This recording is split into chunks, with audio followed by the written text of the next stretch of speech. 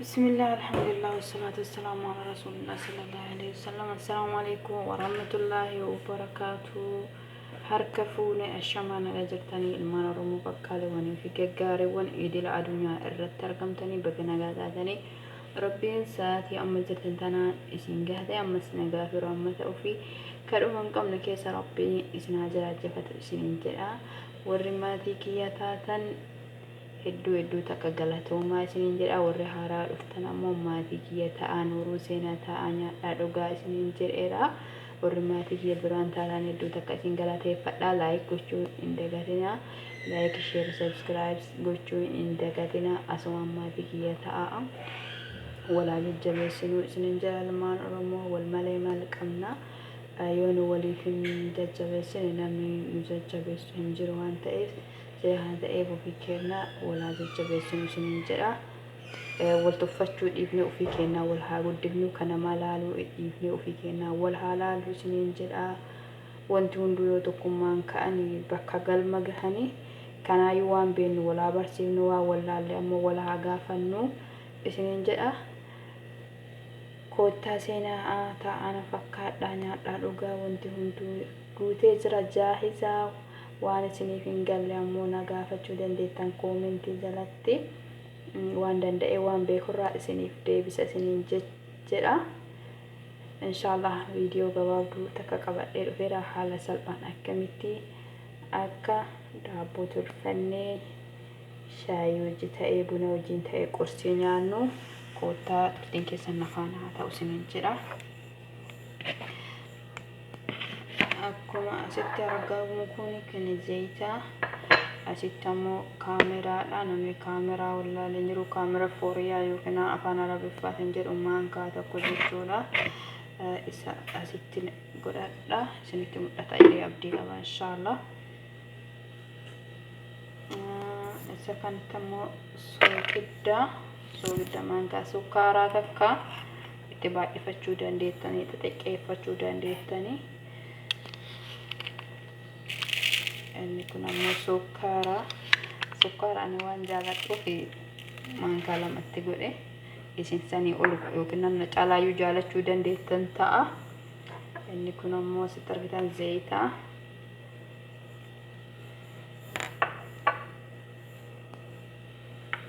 inni kun asitti argitan ammoo habba soodaadha yookiin habba barakaa yookiin absuudaa jechuudha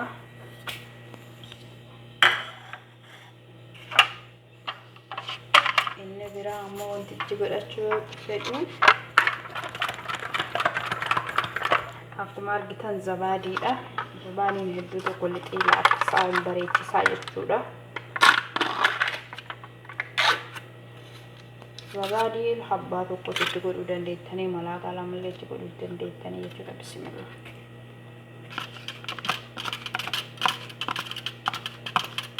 daabboo laafaa bareedaa isaa nama hawwatuu fi qursii bunaatii fi qursii shaayis faxuura jechuudha haala salphaan mana keenya keessa godhannee alarraa bitnee nyaachuurraa haala salphaan mana keenya keessa godhannee nyaachuu dandeenya isin bira obboleeyyii kiyya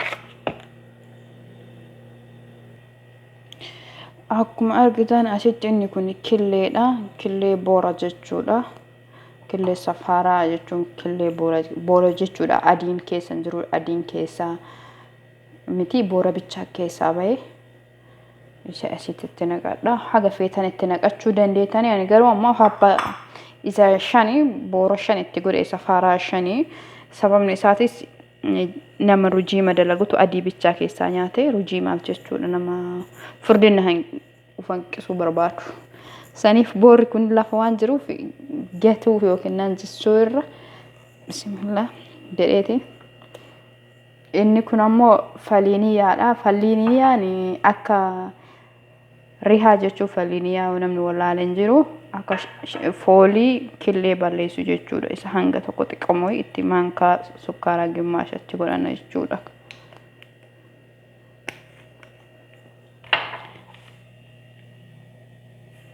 isa kana wajjin geenna isa kana akka inni itti nyaatu kallaaxaan kallaqachuu dandeettanii namni kallaaxaan ani jedhamu kallaaxaa malees maankaa ta'ee waanuma ta'e jechuun wanti ittiin kallaxan hin jira miti isaan hadiida sibiila ittiin kallaxamu jechuudha isaan sirriitti dhooftanii wal hingeessanii amma wal naa gaheeraa isinitti mul'ata ta'e wal gaheera jechuudha. Amma duqeetii itti naqadha jechuudha. Bismillah.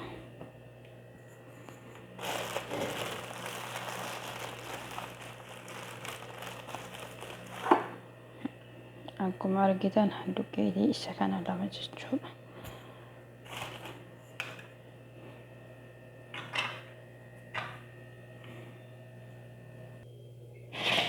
Obboleeyyan tiyyaa akkuma argitan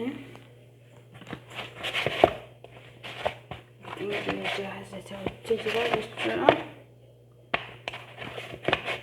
Sirriitti akka wal nyaatuttis sukkuumna.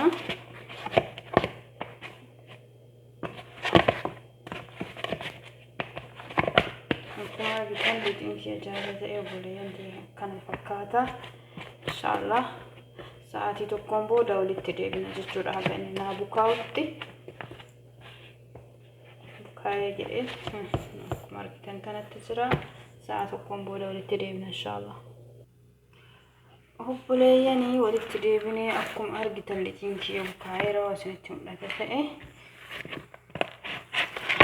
saaniyaa fidadheera siiniyaa immoo zayitii isaa zayitii dibeera jechuudha akkana jalaan hin taane. Mau gara dalagaatti seenaa bismillah.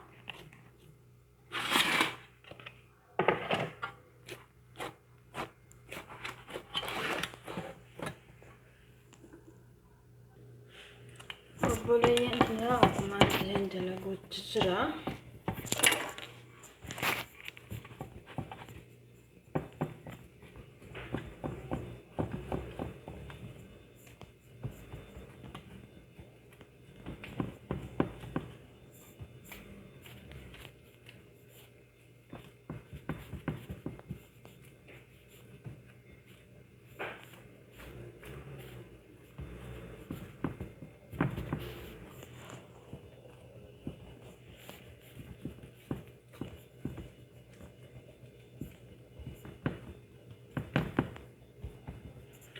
Amma faga xumuraatna hojii turaatiin jedha.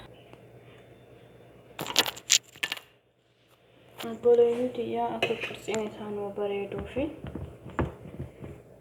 shookaadha jechuun mala maankaa shookaa isaan bareechifachuu dandeenya. Qurxii bareedaa akka nuuf ba'uuf jaakoon keenya.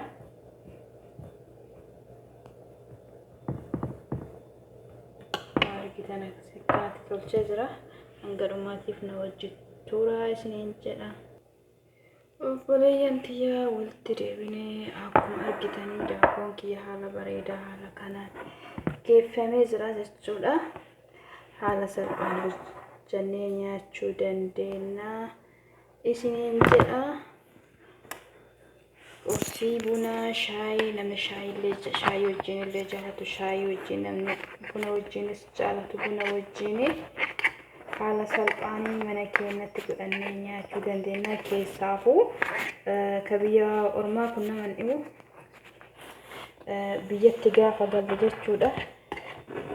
Namni magaalaa taa'u jechuudha haala salphaan hojjetatee mana ofiitti nyaachuu danda'a. Kan akkuma argitan daabboon kiyya kanatti jaahiza ta'ee jira hin argitan jedhee abdii qaba inshallah. Haala bareedaa isaatiin ta'ee lallaafaa isaa ta'eetiin haala kanaan geeffameera jedha. Hojjedhaa nyaadhaa isiniin jedha. Koottaa hin nyaattanii seenaa taa'aa isiniin jedha. Warri duraan maatii kiyya taatanii galatoomaa laayik gochuu hin dagatinaa. Warri haaraa dhuftan ammoo subscribe laayik sheer gochuu hin dagatinaa. Koottaa maatii ta'a. Waan beekurraa isin barsiisaa isinirraa illee baradhaa isiniin jedha. Assalaamu alaykum warahmatullaahi wabarakaatuh. Amaanillah.